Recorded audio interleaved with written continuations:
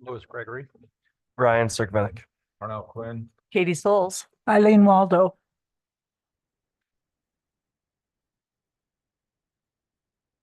Can I have an approval of the agenda with removing,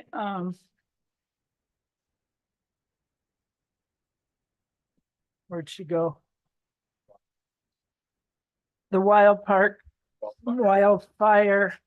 update. So moved. Second. Any discussion? All in favor? Aye. Aye. Opposed? And now, for the consent agenda, which includes the minutes of the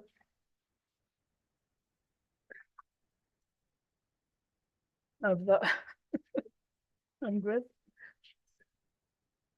Yeah, I'll have Antoinette state the changes in the minutes. There were two small changes in the minutes. The executive session said to open and close a public hearing, but it was an executive session. And then the CDOT meeting was not March 15th, it was March 18th. So just minor, nothing substantial. No changes to the minutes. Thank you. So move. To approve. Second. Any discussion? I should also included besides the minutes are the resolution 2024-03 final acceptance of the Elk Creek condos phase 2, the annual service am I reading the wrong one? There. Disregard. Yep.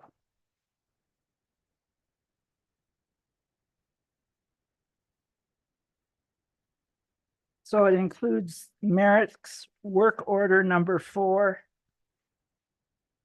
And that's it. And we have everything done, right? Yeah. Any discussion? All in favor? Aye. Aye. Opposed? Okay. Then we have open forum for anyone online or in the audience for business that's not on the agenda. If you want some, you have 3 minutes to speak your piece. See anyone in the audience? Anyone online, raise your hand. Going once, twice. Okay. So now we come to the discussion and possible action regarding Middle Park Hospital update.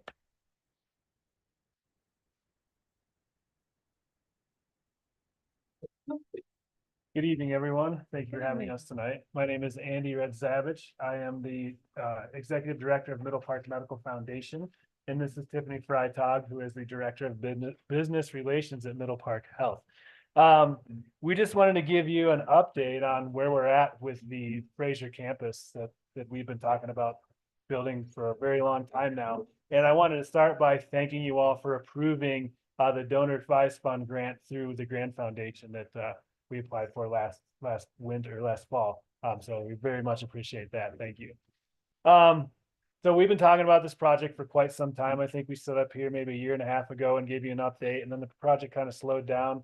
And we'd said a lot of things about the need for this project, like past closures and increased demand and increased population. And in that year and a half, we've seen this happen, especially like Berthoud Pass closing a lot, the internet shutting down in January. January 15th was the day where Berthoud closed down, but not only Berthoud, Eisenhower closed down, Rabbit Ears closed down, 9 was gridlocked. So if you had a medical emergency, we're not going to have a hard time getting out of here if like Granby was full or something like that, and helicopters weren't flying that day. So that really makes us feel good about the need for this hospital moving forward. So, not only does this hospital or this campus take care of a need now, but it's also here to provide a platform for future growth.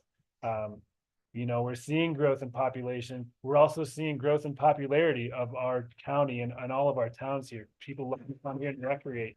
And that also results in more people getting injured and needing medical care. And then a large portion of our population is aging as well. So this also helps with providing services needed there. And on top of that, we have been seeing increased volumes in our Granby ER, 10% over last year. So everything's lining up for the need for this. So we are happy to announce that on April 25th at 1, we are breaking ground on the Fraser campus. Woohoo! So yeah, thank you for Yay. that. And you guys are That's invited. exciting. Mhm. Yeah, so we're really 25th, proud of huh? that. You guys are invited. Antoinette, I sent you the, awesome. All right, cool. Thank you very much. Yeah, I'll give you a couple new points on this campus, and then we'll show you the slide video, and then we'll do a Q&A. Does that sound good?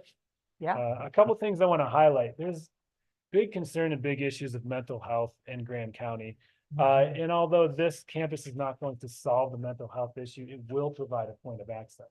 And Middle Park Health has also taken this seriously. So we do already have 2 patient navigators in place that address the social determinants of health that we have going on in Grand County. We have them on staff. They rotate through all of our clinics and hospitals right now, so that if a regular checks something is caught, they can go talk to these behavioral health navigators. We are also in the process of hiring a psychiatric nurse practitioner who will help with those same things and maybe some bigger issues. And this person will rotate through all the campuses as well. So we're trying to really help with that need, help with that prevention, as well as, if someone is having real issues and they end up in the ED, that is a good access point, because that is better to end up there than say a jail cell or something like that. So more access. And then the other thing this is going to create that we're really excited about is synergy across the whole healthcare system. Not only the Middle Park healthcare system, because it will strengthen our entire system, but the whole healthcare system in the county. So other doctors and clinics can use our lab, our x-rays, our CT services if they need them. They can refer them up there. We need an x-ray, run up and get it, come back, and they can still take care of their patients. So, it's about the community more than just us expanding our. So Denver Health, if they're worried about a head injury, they can send them to you guys for a Yep, CT. yep. Fabulous. And they We'll do have that. already to Granby, it'll just Yeah. be that much closer. Just Yeah, be much closer. closer. Yeah, which is great. Yeah, those are those 2 things. We are, as the foundation, so I run the foundation, we are doing a capital campaign, which is why we applied for the grant. And we would love it if you guys would help spread the word. I have tons of information I can email you. Our goal is $5 million to help with the $30 million price tag on this campus. We've raised about 560,000. So that's a good movement, but we still have a long way to go. So we'll be actively pursuing that and looking for help spreading the word. With that, I do want to share the screen and play the video. And I think, Tom, are you going to narrate this for us? Oh, Okay, come on. jump in if Come on, I miss Tom. something. Give me one moment to get this screen shared. You're a little bit more. The inner working.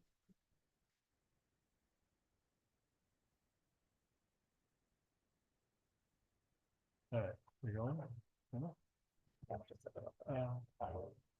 Awesome. So here is our 2-story, 30,000 square foot hospital. If you'll recall, the second story is going to be shelled out for that future growth that Andy was mentioning. Walking into the main lobby and registration here. So a big, beautiful lobby. If you've seen our Kremlin campus, brand new campus over there, design is very similar. Same architects. So a nice, comfortable spot for folks to wait, families to wait. Registration desk. We are walking into the emergency department here. So we will have 4 ER beds, 3 trauma bays. And then in a minute, you'll see 3 inpatient, 2 inpatient. Thank you, Tom. 2 inpatient beds. So that is a regular ER room.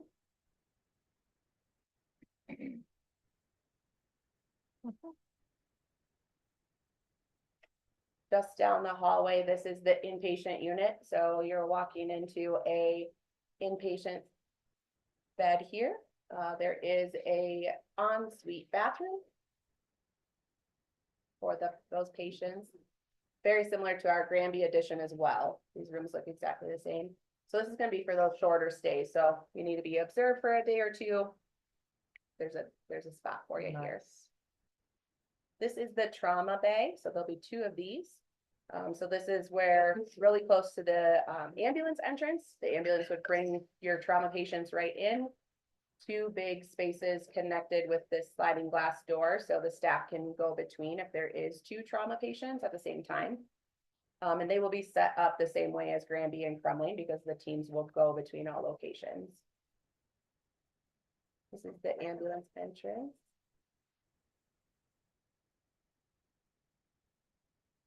Just a second ago, there was a patient patio area for patients, families, employees probably will take advantage. There's the other patient patio.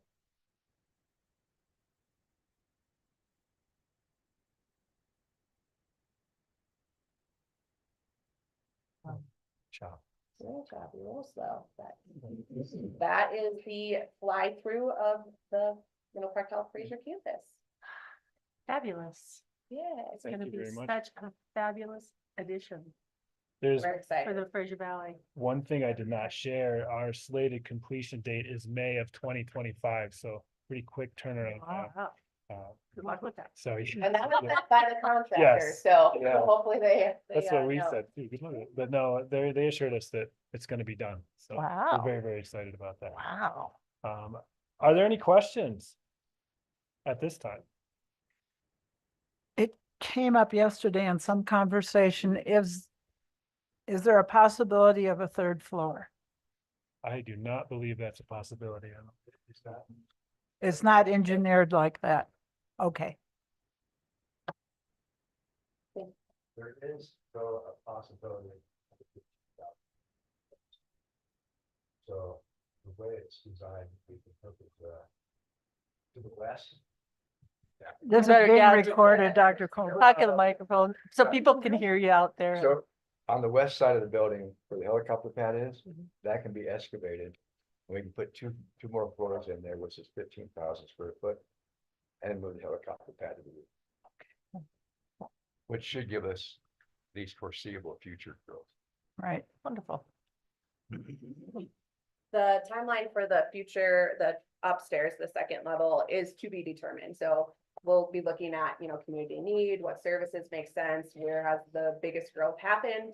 And we're probably looking at a 3 to 5 year window for that. It won't be right away. Although I think the community grows faster than we even anticipate. So but 3 to 5 years. And who's the contractor on this project? Leighton? Do you guys still have the meet me center plan to go in this building? Yes, we do. Is that gonna be the first part of the building built? They were talking about digging the underground conduit lines this week, right? Or not this week, but they were talking about it. Yeah. Yeah. We're working with Middle Park Electric because they have the power line and they have the fiber that comes. So part of our fiber runs on their line. So as we get ready to put the power in, we are trying to determine whether we can put the fiber in the same excavation. And if we can, then we will get the meet me center up and going. The other thing is, we're gonna talk to Comcast to see if they want some redundancy since they're the ones that always go down. Right. And right now, they just have one line coming in and they have no redundancy. Can you introduce yourself for? I'm Tom everyone? Coburn. I'm Thank Chief you. Medical Officer at the hospital. Great, thank you. Sorry. And I've been working on this for a little over 5 years. Yeah, good job. So our fiber will be coming through the tunnel on Mountain Park Electric's over here. And it comes from Granby. To Granby, we have down 40 through the Big Thompson Tunnel, and then it'll be from here also. Hmm. So it should make sure that we don't ever have all of them cut at once. Cool. Great. Okay. What other questions? Any other- What about staffing? Are you hiring more physicians, nurses? Are you bringing people in as consultants? We're gonna have more specialists available in the valley? We have a fair number of specialists now. Hopefully, when we start working on the second floor, we'll be able to have more expansion so that we have more space for the specialists. Right now, it's kind of tight. Physicians will have to hire 4 to 5 more emergency physicians. That also will do the inpatient work. And somewhere in the order of 7 to 8 new nursing staff and about 4 to 5 radiology staff. Exciting news on the physician front. We recently had one of our current ER physicians have a life change and will no longer be with Middle Park Health. So we posted his position, and I've spoken to 19 physicians that want that position. So I think physician recruiting should be fairly easy. And then the nursing and other staff that Dr. Culver mentioned, we're right on track on recruiting those. So we'll start heavy this fall recruiting those. Okay, and it'll be 24/7 coverage. Yeah. Good. Yeah, and we've seen a lot of success in our recent applicant pool for all positions because we introduced a housing stipend as well, which really seemed to bolster applicants and getting away from the traveler model and into some more permanent employee models. So, you know, things are looking up on that front. Anything else? Any other questions? Well, Thank you. again for the donation and for your time tonight. Yeah, Thank appreciate you it. for the Thank you report. very Yeah, much. Wonderful project. Great addition.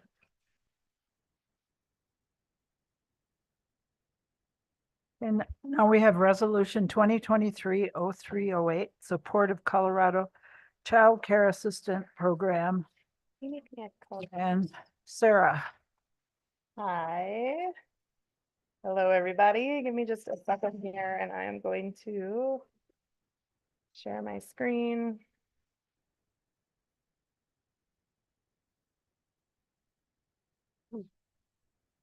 Great. So given that childcare is a priority for Fraser as well as the rest of Grand County, I do participate in Grand Beginnings Council meetings when my schedule permits.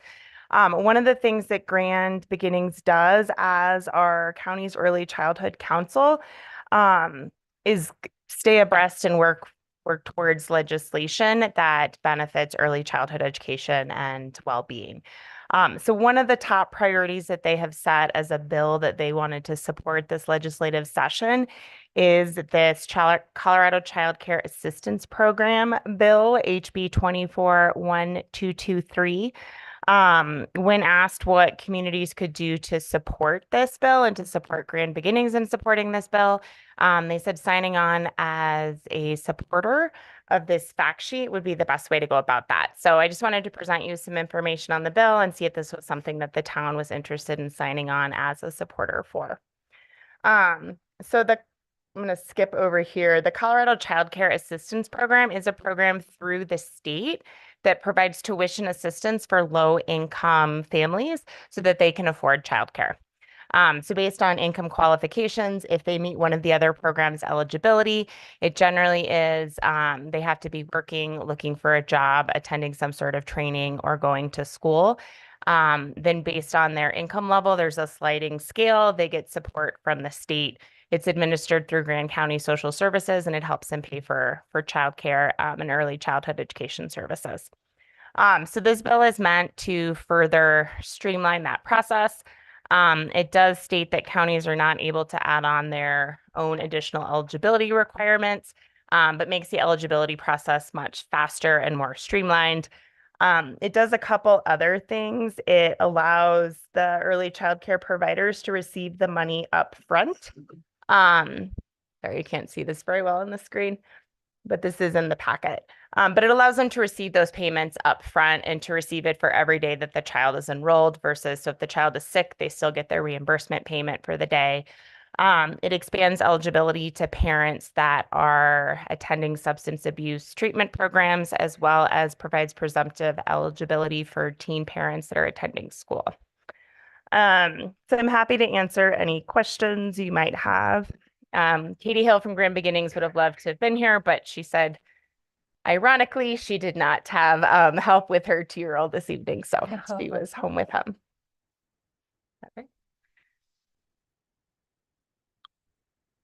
I know Granby's been looking at this as well. I'm not sure where they are, but this is the list of current supporters. So Grand Beginnings is on there as well as the town of Kremling. So is CML not supporting this bill? Why do you ask that? Well, they're not listed as supporters of the bill, unless I'm missing it. My guess, Lewis, would be that they're just not, it's not a priority for them, that they're not taking a strong stance on one way or another. I have not heard discussions of this through CML. I don't. Childcare is not one of their agenda items. Whereas, yeah, it's the focus of Grand Beginnings, so. Yeah, Is this Grand all Beginnings, state funded? it is state funding. Yeah, Katie Hill did share though that recent federal mandates from the Biden administration that have come down are mandating that states already do a lot of what is in this bill. So the state of Colorado will largely be required to implement some aspects of this bill in one way or another.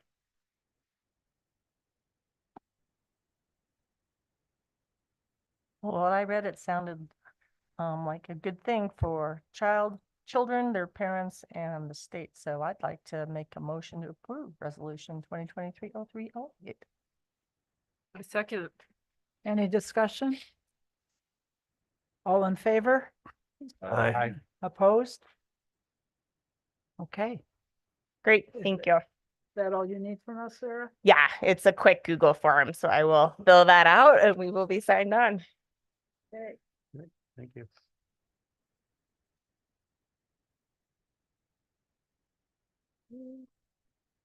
Okay, Good night. thank you. Thank you. Okay, and we have Sarah back for a bike park update. Yeah, so.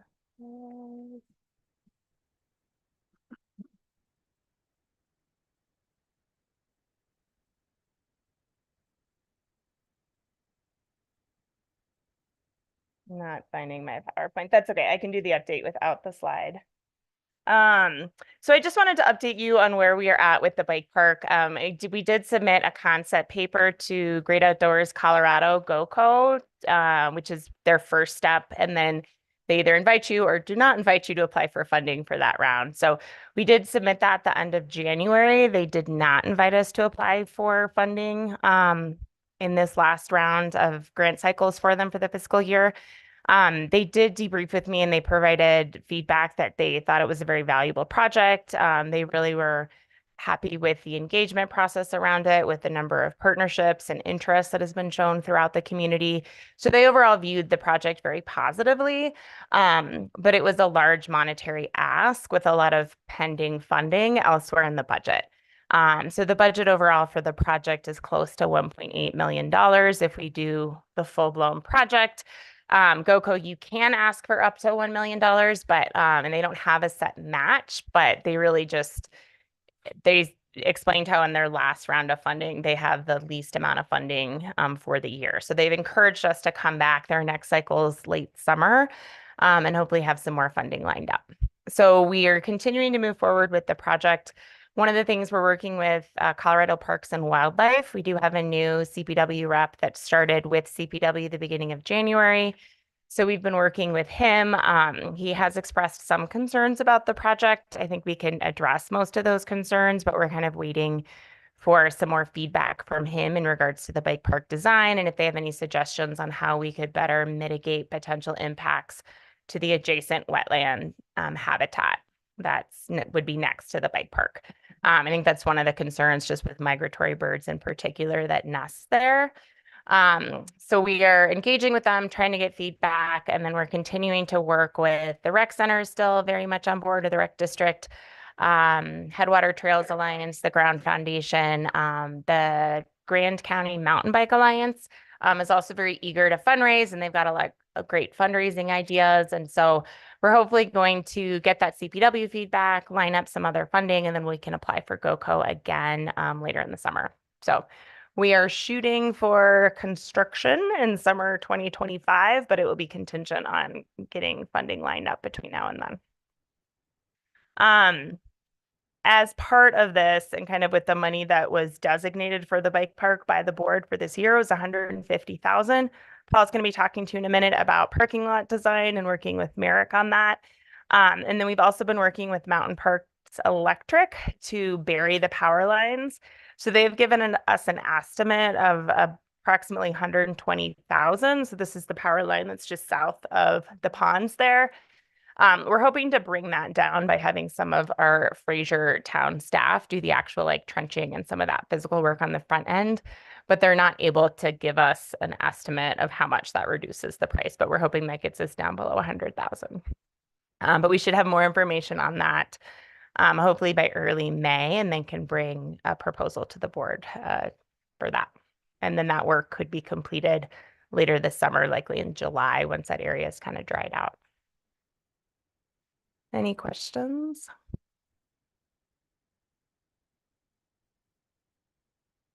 Great, thank you. Thank you so much. Thank you, Sarah. Sarah.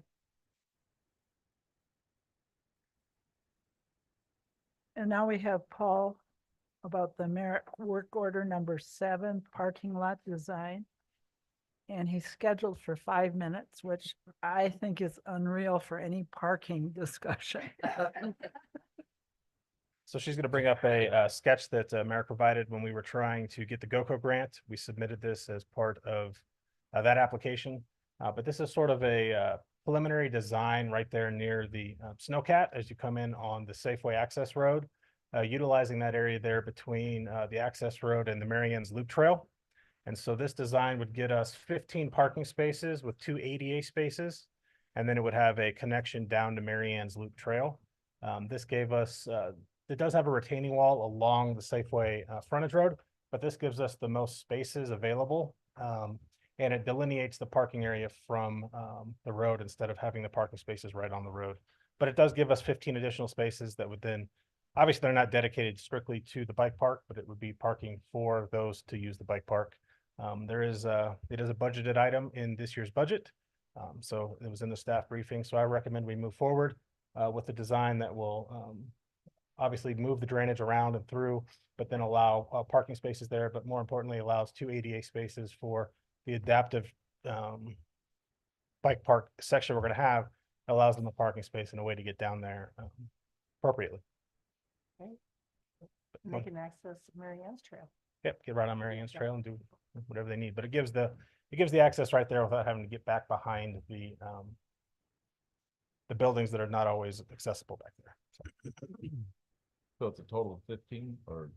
17 total, 15 and 2, 15 and 2. What's the total price on it? The design is 51,000, just under 51,000.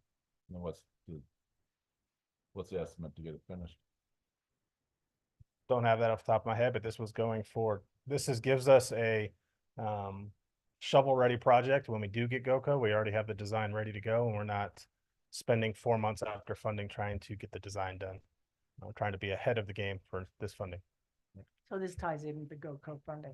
Right, okay, cool. This would be the design, but construction would come from hopefully funding. Yeah, so the intent was to get through this with budgeted funds we have for this project, get through the design phase, so it's shovel ready, and then put the construction to bid once we have the construction documents ready for this. And then to touch on the power line burying, the Mountain Parks is offering a training course that they're offering to the municipalities that we'll be going to early April. That'll allow our team to excavate the trench and run the conduit, and then the cost would be for Mountain Parks to bring the line down and run it through that conduit, but we can save money on the excavation. So we paid a little bit extra on the excavation on the bathrooms because they ran into larger cobble than the piece of equipment they took out there to do with lift. So we'll save some money there. And it'll save some money if we go to bury future power lines as well. Mhm. It's great.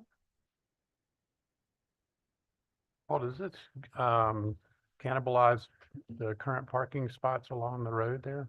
Does not, those are farther down. Yeah, this is right as you come off the road, right off of 40. Right. and you head down towards the ponds. This isn't down at the ponds yet. So where the parking is currently, Would still stay there. There'd be no change Okay. there. This would be additional to what's currently there. for some reason, it's not coming up on the Zoom call, this picture Yeah. schematic. I don't know why. So it should be page 23 in your packet. If you get to your packet, it is in there. Right, but it's not on the Yeah. Zoom It's call not for coming the up on, public. it's actually showing the file, but it's not. Are you sharing the right screen? That's the same thing I do, right? Right, yeah. I just can't really see it very well. Here it comes. There you Oh, Okay, that's good. go. That's Tucker, the snowcat, right there. Oh. Right under the ambulance Edna. stormwater. Edna Tucker, Yeah. Oh, Edna Tucker. Well, I mean, I want it named after her. I don't know if she'd like that. Too bad. Oh, I think she would.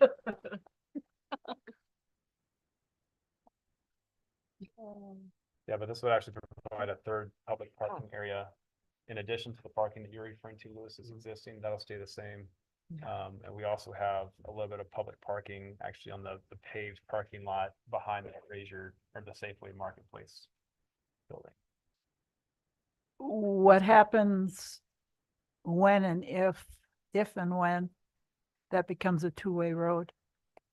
Another reason for getting our design in now is we'll be, CDOT is working on their design. So that when they widen the road, they widen it towards 40 instead of towards our property. Okay. Yeah. So it is a when, not an if. It's an if. We'll see It's as an we, if, as we move okay. into, we have a meeting with Northwest TPR next month. So I know that that's one of the agenda items, is talking about this as it goes through. So we have the opportunity now to be there and have a finger on the pulse of what's going on to better understand and work with CDOT. So especially with our meetings the last month, dealing with the situations on Berthoud, we have good contacts now to know what's going on and be part of the discussion. I think it's a great spot for that parking lot. And I'd like to make a motion to approve resolution 2024-0309. Second? Second. All, any discussion, further discussion? All in favor? Hi. Opposed? Okay, Thank you. thank you, Thank Paul. you, Paul.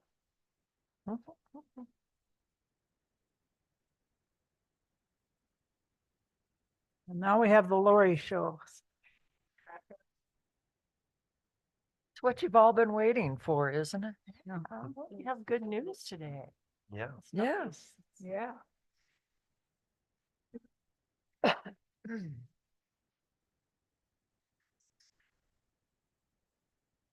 I mean, come on.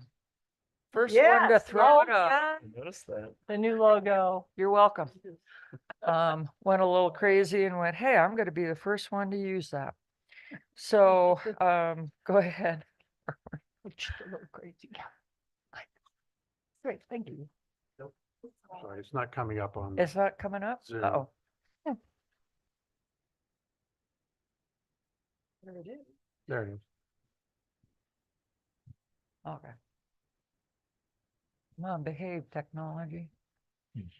So, yeah, you can, they know this one, statement of funds, sales tax revenue, and the short-term rental. There we go, we're moving up on the, general fund reserves. We're starting to make a little bit of progress, getting ready for all the projects that'll be coming up this summer. Basically, everything else is kind of maintaining operations and management, the O&M. The ops, GF ops is staying pretty consistently the same. Next.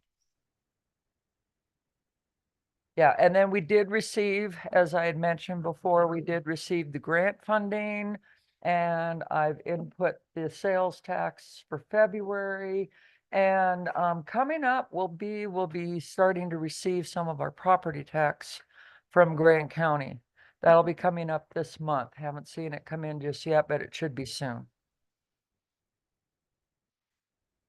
And there's the sales tax revenue.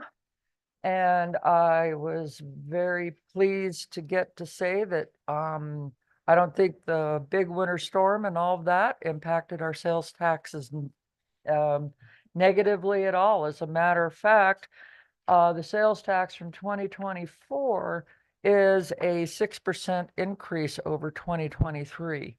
So I was very happy to be wrong, expecting that that was going to take a bigger dip.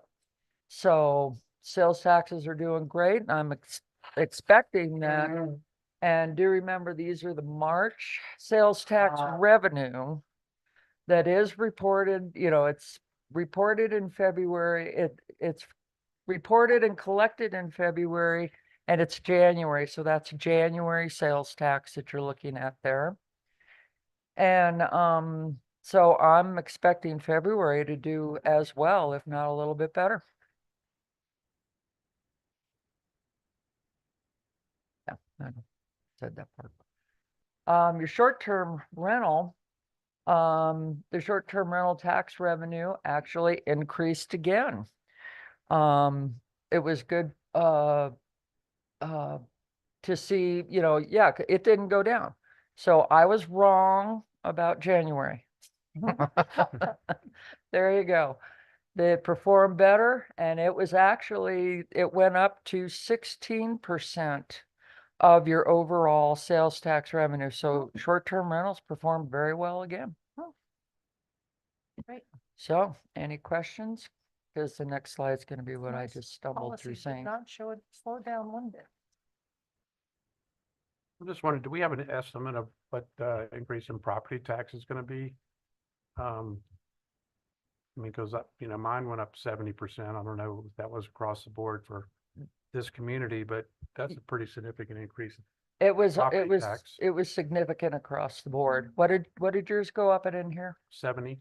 Yeah, that's Wow. about what it went up. It Wow. was between 60 to, I was seeing on the overall total, it was going to be about a 65% increase.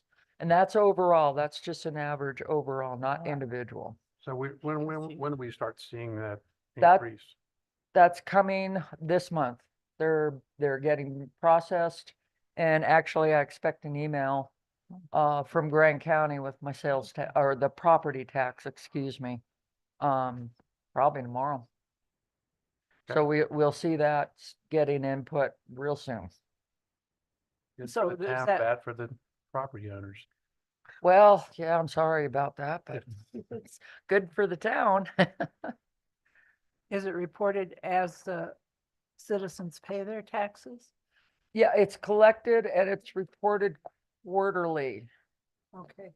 So we'll get a chunk now, because I do apologize. I'm not super familiar with the pay-in, but payment plans or, but it is collected on the quarter. So we'll get some now, we'll get some in June. Yeah. And so on and so forth. Okay.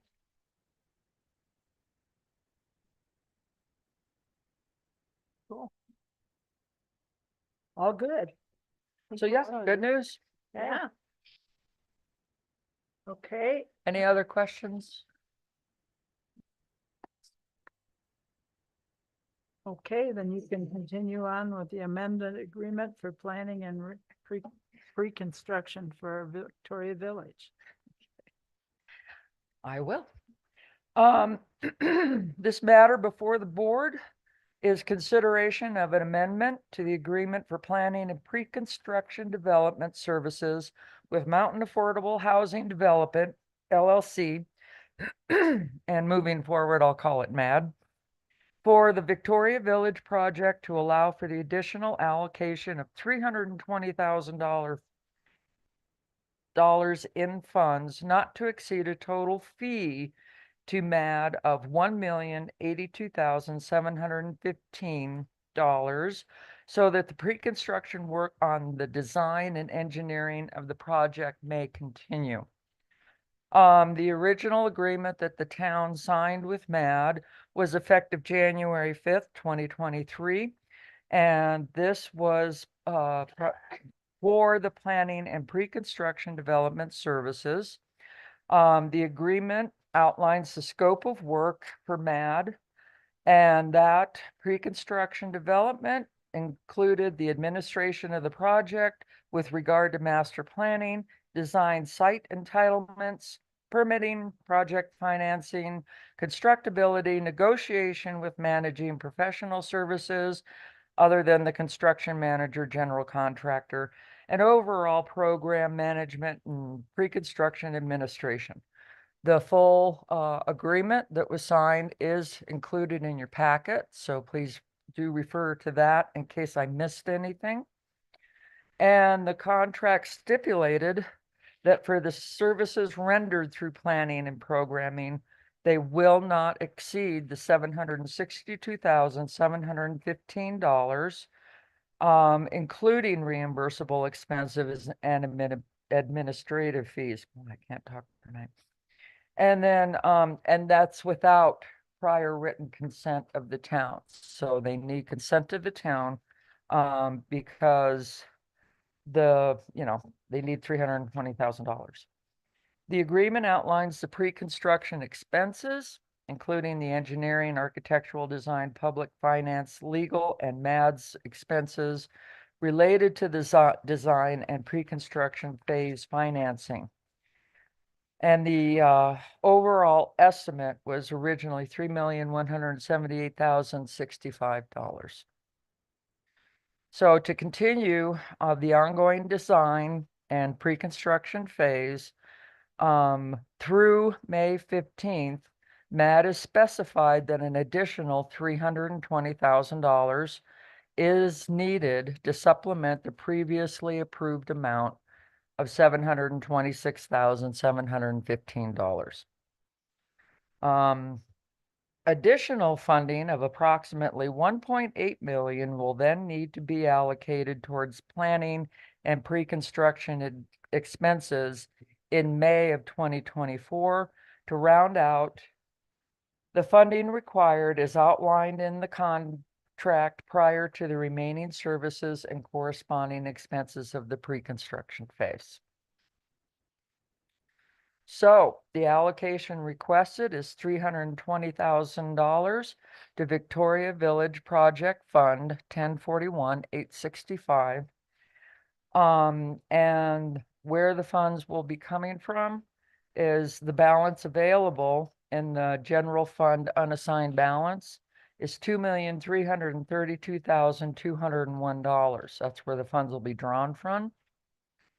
And our recommendation is the town staff recommends the board approve the town manager to sign an amended agreement for planning and pre-construction development services with Mountain Affordable Housing Development to provide for pre-construction expenses up to an additional $320,000, not to exceed a total fee amount of $1,082,715, and to approve allocation of the $320,000 from the general fund unassigned fund balance to the Victoria Village project.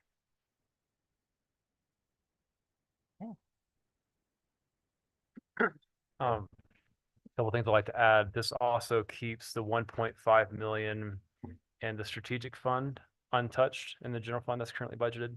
And it also preserves the 1.5 is the emergency reserve in the general fund. So it preserves our reserve funds, and it's just pulling from the unassigned fund balance, which that total amount I think is 2.5 million. So it keeps our reserves intact, allows us to pull from the unassigned fund balance. And this is again, just increasing that not to exceed number from the current 762, adding 320,000 on that to keep the ball rolling, to keep pre-construction work going, to get this project ready to the point where it's shovel ready. So why is the staff doing 20,000? What did that show you that you guys agreed that they should get another $320,000? What work are they going to do or didn't do in the last year and a half or 2 years? So it's outlined in the agreement that's in the packet, correct? Mhm. This is the I agreement. read it, I wanna hear, why does the staff recommend paying an additional $320,000? Because we need to maintain civil work, we need to maintain the plating work and planner work, we need to maintain, How are they $320,000 behind at this point? they're not behind, it's just, It's So an they're- additional fee, right? It's on top of what we were already gonna pay them. so, so like, if you look at the agreement, there's a table there.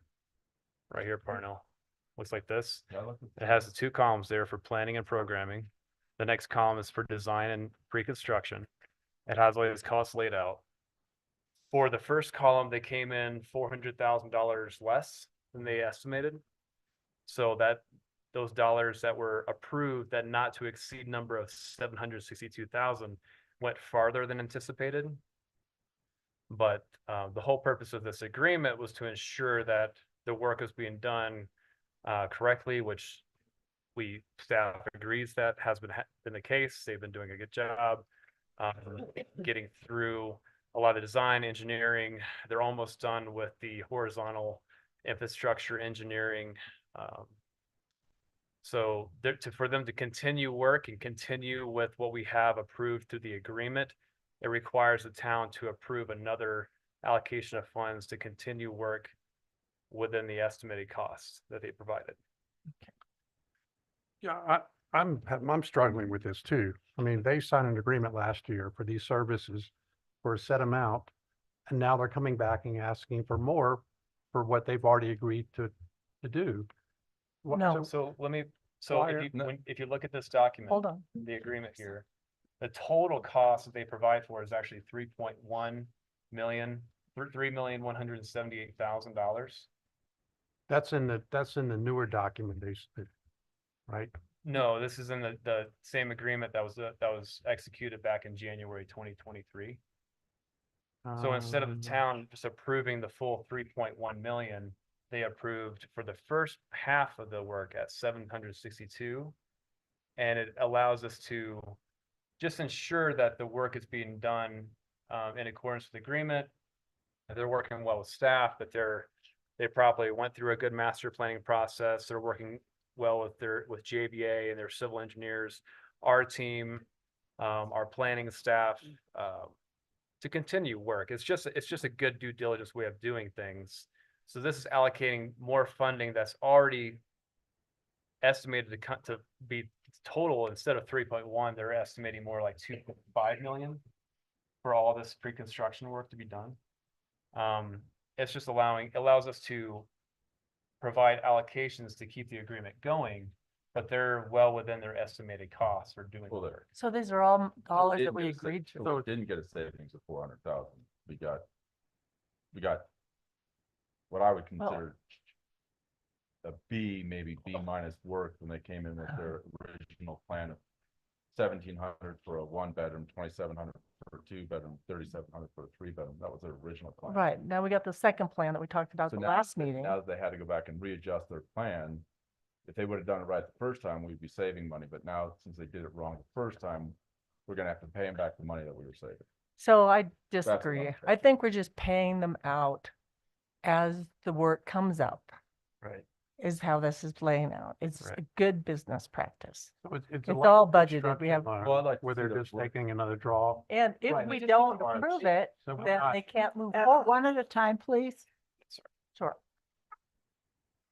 We're just more informed of where the money's going as it goes, instead of saying, here's your lump sum, now we get to kind of see exactly Well, that's why what's going on with it as it's getting taken out. I'd like to know exactly why they need the extra 300,000. It's not extra though, it was No, no, already it's- allocated for the. I understand it's not extra in the total amount, but we don't have the Right. savings anymore that they said they had saved us, right? Because the 400,000, they said that they saved us in the first phase, we're now paying them more in the second phase, so there's no savings. Just their number's gonna come out to be the same as what they wanted to get. My question is, what work are they doing now that they didn't do in the last 2 years? To get it ready for shovel ready. It should have been shovel ready in January. They should have the reports to us. They should have been reporting to us on a regular basis, and we didn't hear from them for almost 2 years. I think there's a disconnect between, what the agreement is and. So the full agreement that was executed in January 2023 shows it's gonna cost $3,178,000 for this work. It lines it out throughout the agreement. It itemizes it in this table that's in the agreement, that's in the packet. So they're just continuing work that's on these light items for surveying and civil engineering, architectural design and construction documentation, structural engineering, public finance. It's just continuing their work. I think we are going to see a savings. I think their new estimate is, even if the second half is more expensive, I think we're still looking at coming in under that 3.1 million. This just allows the town just to have some degree of control if we need to cancel and look at continue the work at going a different route with a different contractor or whatnot. We can versus just providing a full allocation up front. So it's a good practice that was executed back in January. And for the budget season for 2024, we didn't have an estimate for the remaining amount of work. We didn't know how much was going to be coming from senior debt. So that's why we had the two reserves that we have in the general fund that's in the budget, the strategic and the emergency reserve. They're both 1.5 and 1.5 million. And again, this is not pulling from those, it's keeping those intact. Yeah, that's great. So I think we are looking at savings, but of course, we're not going to know until the costs are what they be. These are just estimates that were done for this agreement back in January 2023. Just seems like an awful lot of money on top of what we've already paid for what we're getting. How much have we paid them Well, they're so doing far? more. They're going down the list. Right. So yeah, for the planning and programming column of work was estimated at 762,000. They completed that work at 425,000. And so that remaining not to exceed number has carried over to the second phase of work that's going towards geotechnical engineering, surveying, structural and civil engineering, architectural design, and so forth. Mm. I think the issue. Clark, can you identify yourself? Yeah, and hi, keep Clark it under Lipscomb. 3 I'm just minutes? listening and I've read all this stuff. I think it's the way the resolution's written. And I think what you're saying is the total contract's $3,178,000. And you did limited draw amounts that were authorized by the town originally, 720 grand. You spent the 720 grand. It's not a change order to increase the overall budget. Rather, you're going further into the already existing scope of work and looking to release or authorize another 320,000 from the town towards the already existing 3,178,000. Put another way in the resolution, I think you could simply say, without increasing the contract amount, the town is hereby authorizing $320,000 more of the already approved contract to be utilized and spent by the town. The resolution is written very confusing. It reads as though it's a change order. It's not written well. Thank you for clarifying what that. Yeah, I mean, it's like a construction loan where you're getting another draw. Right, It's I don't not- mind the draw, but it says an additional 320 instead of continuing to pay the 320. So it's like on top of it. The way the way it reads is it's an additional 320,000, not a payment of 320 or a draw of 320, or Right. however you want to word that, but No. Sorry. Yeah, thanks. I wrote the poorly written resolution, but we'll take responsibility there. The reason we needed a resolution is because the original contract states that despite this 3.1 million being budgeted, that any amounts above the 762,715 that was allocated for planning and programming had to be approved by the board and there had to be an amended contract. yeah, so I'd say it's. So we are asking you to approve an amended contract that allows for another payout. But yes, Clark explained it well. It's not that we're giving them extra money. We're continuing to pay them. The contract just stipulates that beyond this planning and programming amount of 762,000, and they actually completed most of these planning and programming items already. And so they've been drawing from this planning and programming budget to pay for these design and pre-construction elements. But they will run out of that planning and I- programming I- I- number. That works, just that it says additional. It shouldn't say additional. It should say previous allocated or part of the agreed to contract, second draw, third draw, fourth draw. If we're acting as a bank, that's what they're saying. So Sarah, I can't pull up that, resolution. So I'll read, Is I'll there, read a the s- two, is there I'll a read the simple two items. way to on there. fix that? So just clarify. I mean, that. it gets us to where we want to get Yeah. to. It gets us the approval that we need. So the first item says, therefore be resolved by the Board of Trustees, Town of Fraser, that the town manager is authorized to sign an amended agreement for planning and pre-construction development services with Mountain Affordable Housing Development LLC, providing for additional expenditure not to exceed a total fee of $1,082,000, which is $762 plus $320,000. And then the second item, $320,000 from the general fund unassigned fund balance to be allocated to the town board Victoria Village Project Fund, which is just the budget line item to cover this expenditure. So this gets us where we need to get. I acknowledge it can be a little confusing. But we pulled that language that's in that first bullet that I just read. Mhm. That is from the actual agreement, that it requires us to amend the agreement, but Oh. it's just amending the agreement to provide for an additional influx of cash to continue the current contract under the estimated. I guess, language wise, I wouldn't use the word additional.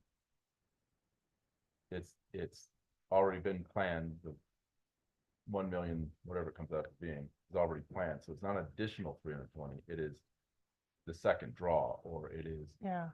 sorry, I haven't slept in 3 days, so I Oh. can't think of the word. It's new puppy, they don't let me say. Ah. The additional, so the word additional is what needs to be taken out of that. So, What do you think, Kent? Got any opinion? Yeah, can you Since you're here, clean up the we're paying language? for I you. think The that increase is It'd be more clear. Okay, if we just dropped additional. Okay. I'd like to make a motion. You could also just say without increasing the total contract amount.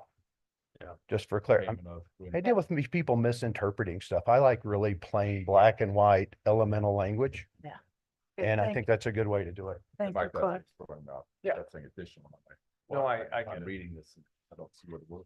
yeah, Mhm. it's, Sorry, I couldn't be more clear. I mean, that's literally verbiage that was pulled from the agreement, so that's why it's in there, but yeah, I know, I understand. Okay. Um, I'm missing the next meeting, Thanks, so Melissa. I'm on a roll. The next meeting's canceled. But you've got the next, is it? No, that. April 2nd, April 3rd. Oh. So You're is still this your gonna- last night as mayor? Well, No, I'm someone sorry. has to be a mayor Okay. until March, Okay. or April Resolution. 17th. I'll like to prove with a minor change. Leaving out additional. And the reference that Michael read us. To resolution 2024-03-10. A second, Second. any further discussion? All in favor? I, Aye. Opposed? We'll make a note to make sure that language is a little clearer on the next resolution in May for that larger allocation. I just couldn't figure out the math. That's Yeah, what- No, you're good, you're good. Okay, now we have a resolution 2024-03-11, approving boundaries of Grand Park North Meadow Metro District by Kent. Thank you, Mayor. So we received a request from the Metro District Council to include some additional property in the Grand Park North Meadow Metropolitan District. And essentially, it was property that was entirely contained within the boundaries of that Metro District. Was not owned by Grand Park at the time, now is owned by Grand Park at the time. Grand Park would like it included, so they made that request. And so we ran the request by John Camille, and he said, no problem, didn't see any issues. So he recommends approving inclusion, and so do I. So is there any question with that? Does that have anything to do with paying the, water and sewer tap fees? Or the water tap fees? Well, that It's- property would be included in the metro district then, so it would have the same obligations as any other property owner within the metro district. Does that answer your question? Hmm. This is not in relation to like the Mill Avenue apartments. No, no, I'm not thinking about that. So I'm thinking about the rights that they have from the annexation agreement, because that was in Not- holding. That has nothing- Wouldn't be connected to that. No, so all. it's subject no. to all the normal Fraser rules and good, Right, perfect. yep. Great, I have no problem with that. Okay. Great. I was gonna Sorry, clarify, I'm but- forgetting, but North Meadow, is that the metro district that is built out or not built out? Hi, Clark Lipscomb for the record. No, the North Meadow District, Brian, the district that's built out is the West Meadow Metro District. The North Meadow District, is everything, effectively north of Old Victory Road. We included the Meyer lots years ago, that we bought, Meyer Lot 1, Meyer Lot 2. It includes some of Grand Park. And it includes, now this is the Summerall property, which we refer to as OVR 5. It's 5 acres on Old Victory Road. This is simply putting it in the same context as all the other properties there. The tap fee credit structure that's in the annexation agreement as part of that contract, it certainly doesn't apply to the Steve Summerall annexation. It's a 2-page annexation. It's much simpler. And frankly, Stands alone. same thing with the Meyer lots. So parts of this are within that and parts of it are without, or outside of it. But it really has no effect on the metro district function. The metro district function is consistent over all of that property. And it'll all be using the public water, sewer, and roads that those districts built. Okay. Are you gonna clear all the deadfall on that property? Have you seen the mass amount of trash that's been getting removed? Brian, your next door neighbor. I think my crews for, I don't know, Have 2 they weeks been- have been hauling off junk vans, junk motorcycles, junk RVs. I wanted to crush 1 or 2 of them myself. I didn't get to. That was disappointing. But yeah, there's been a lot of cleanup. No, the house is going to stay for a while. His little shop will be there. And no, we've got a sketch plan that's coming to the town. And I think once we get through that process, then we'll, go further. For now, we'll be cleaning up the deadfall, the stuff that's laying on the ground, which is a tangled mess. That'll be first. And then the rest of it'll, kind of stay the way it is. But we won't be doing that until summer when the snow's gone. So, All right, okay. I'll make a motion to approve resolution 2024-0311, approving boundaries of Grand Park, Second. North Meadow Metropolitan District. All right. I'll second. Any further discussion? All in favor? Aye.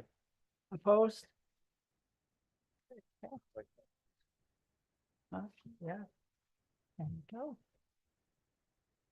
So now we come to updates. I didn't have an update, but I do have a question I asked, and I don't know if Paul saw the email or not. Paul, do you remember how much it cost to redo Byers Avenue with the water line? And do we do water and sewer and the road? Fires was just the water line, was right at almost $1 million. The sewer project was just sewer, and that came closer to 2 million, but it was a much more significant project with the railroad bore and a much longer length of infrastructure. Thanks. So, okay, Antoinette?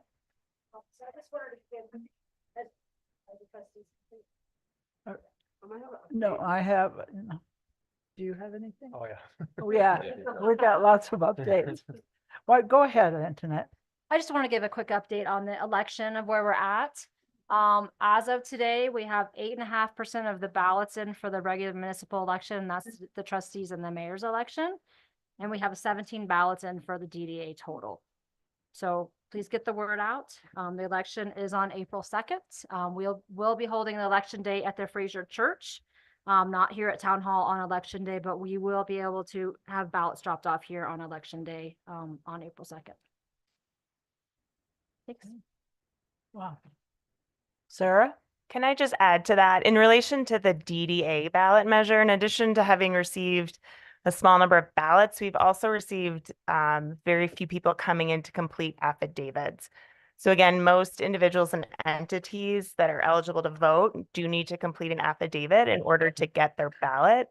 So at this point, that's largely coming to town hall, filling it out. Antoinette will hand them their ballot, which they can then take home, or they can, drop in the vote box. But if you can just continue to get the word out and direct people to our website for information, direct them to Antoinette or I if they have questions, and make sure again, they're coming those in. People are that need to come and get affidavits. Your brother, yes, any entities. So if any of you have LLCs, corporations, partnerships, you have to complete an affidavit designating a natural person, which just means a live human being. They have to be 18 years of age and a US citizen, I believe.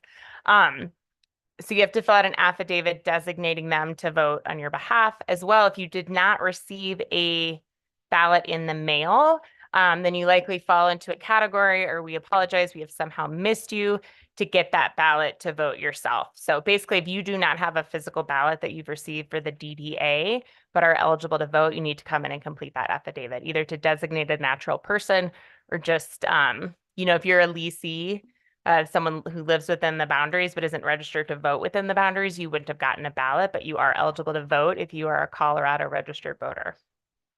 So you can continue to get that word out and direct people here. That would be helpful.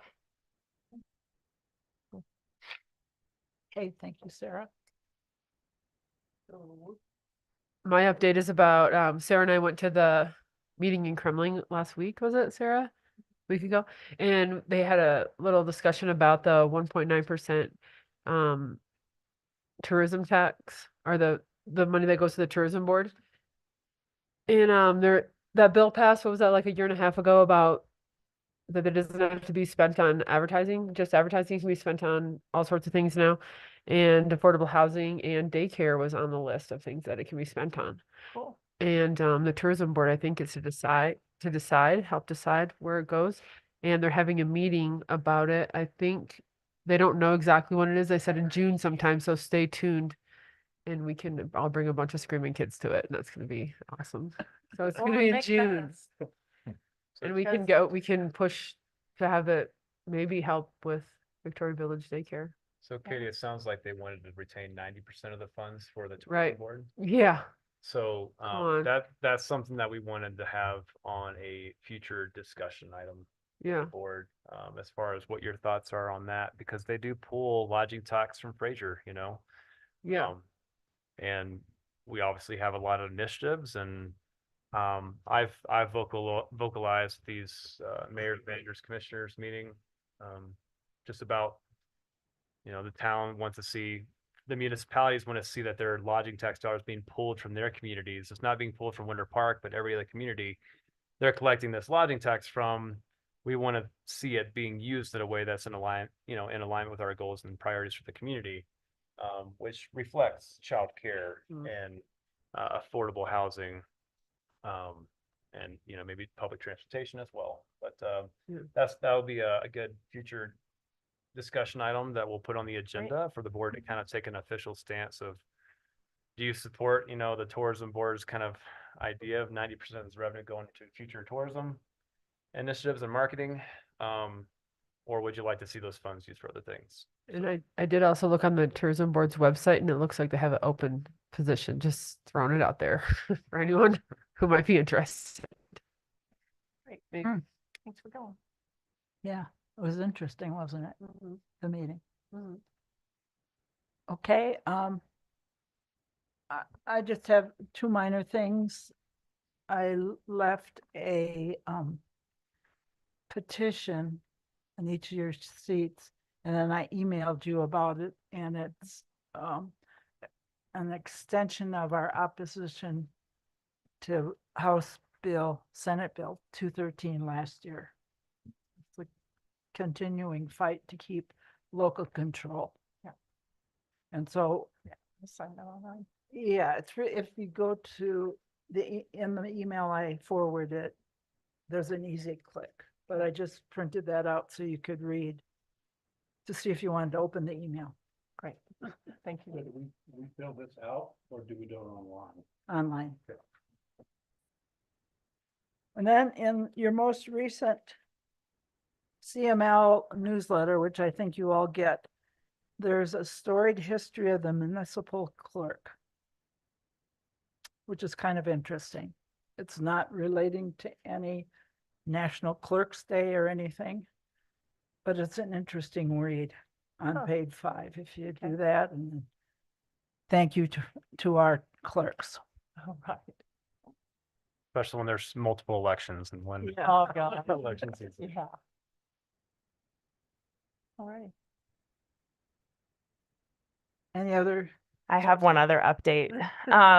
We have been awarded $2 million in an infrastructure grant for Victoria Village through the Department of Local Affairs, More Housing Now grant. You just found this out? We found out yesterday. So, Right. You didn't read yeah, your so that email. goes towards utilities and infrastructure, and then we're still waiting to hear back from Strong Communities. Hey, So, awesome. So a couple of weeks ago, Sarah and Paul went down to Manitou Springs for a live DOLA presentation. And they did an excellent job, obviously, and that was a full requested amount, correct? 2 Correct. million. That's So awesome. they're doing awesome. Yeah. and, So that's 2.5 That's in million. addition so to far. the money we got to purchase the property. Oh, yeah, this is That takes care of your fishing. takes care of my addition. All right. Thank you, Sarah. That's awesome. and we get to work with Kate McIntyre on that, right? Yeah. So she lives right here. All right. Thank you, Kate. Yeah, huge thanks to Kate. Thank you, Dola. I would have been For bragging doling about out that the first money. thing if I walked in and got that. I'd have been like, and. Good job, Yay. Paul and Sarah. That's awesome. So in the last Yeah. 12 months, the town's actually gotten more grant funding than any 12-month window that we've ever gotten before. Yeah. So just 2.5 million, right? Or is it more than that? it's 2 million, but we got 1.5 for Clayton Court. Right. In addition to the public works facility design, stormwater drainage study, 300,000 for that one. 150, I'm sorry. So this has been the largest accumulative grant that we've gotten, That's grants awesome. that we've gotten in the 12-month period. So just wanna give Yay. kudos to staff. Spirit for our staff. Thank you. Thank you. Is that coming out of federal dollars or state dollars? State or dollars. State dollars. Some pull from federal funds, but they typically just revert to state regulations for the grant That's agreement. awesome. I've got a couple of updates. So there will be no meeting on April 3rd with the election being on April 2nd. So the next board meeting will be on April 17th. Also, I've been including this in my emails to everyone, but I will be out next week. I'll be in Florida next week. So Paul is graciously happy to answer any questions you may have in the meantime. I'm obviously available, but if you need someone with proximity, Paul is your man.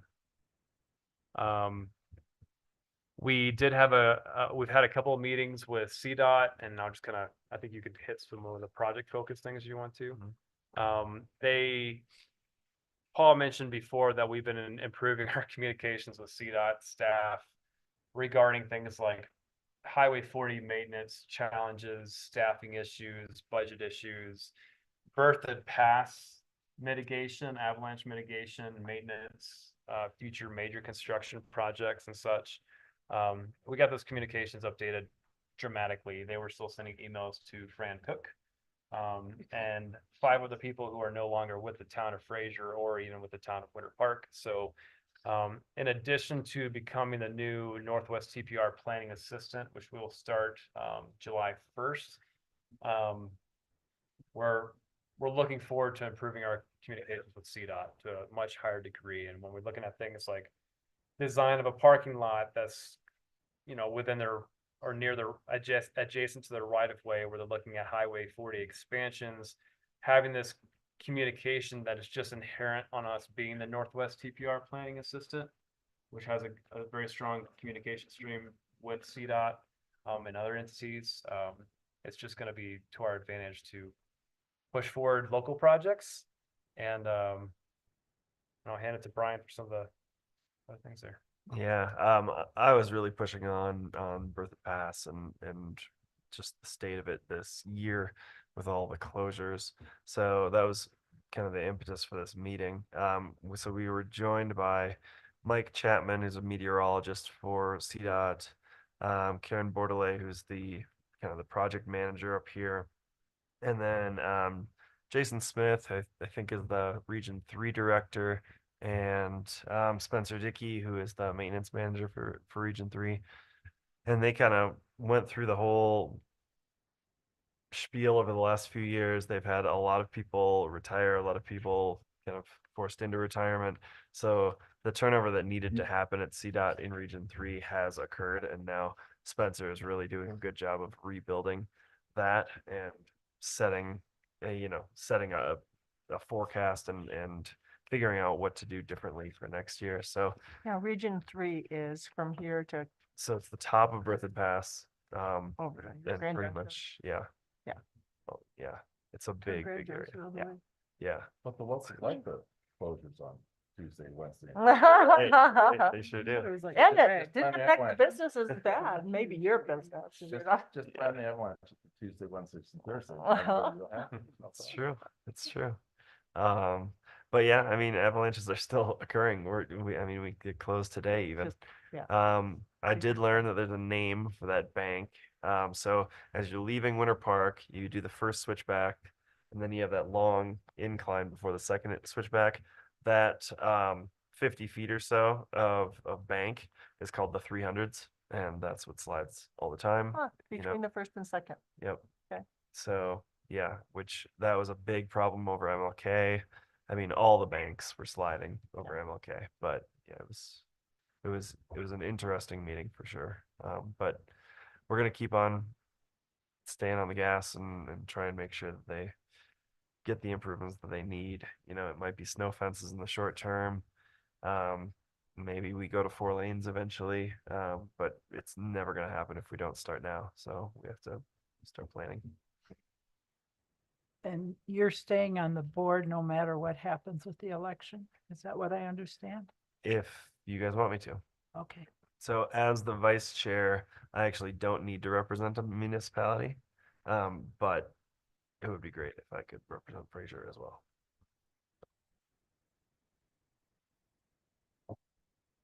Okay, anything else? You're done?